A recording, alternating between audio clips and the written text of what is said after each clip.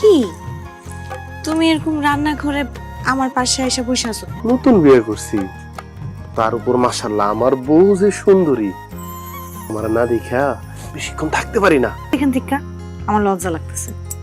তাছাড়া কি মনে করবো? কি করব? আম্মা মনে করব নতুন জামাই বউ রান্না করে বসে প্রেম করতেছে। মানে তুই রান্না করে বসে আছিস কেন? আর জানো তো বিয়ের আগে রান্না বান্না করে নাই, তো এই রান্না কিভাবে করতে হয় শিখাইতেছি। তুই তো নিজেই রান্না করতে পারস না, তুই বৌমারি কি রান্না শিখাইতেছি না তো, ফারজানার রান্না সহযোগিতা করো। কি বললা ভাইজান? তুমি ভাবিরে রান্না সহযোগিতা করতে আসছো? দরদ কয় না রে, এটার একটা প্রেম ভালোবাসা। ছি, ছি, ছি, ছি, কি কইতাছো? তাও আবার আমার সামনে, আমার লজ্জা লাগতেছে। তুমি এখান থেকে যাইবা না আমি উঠে যাবো?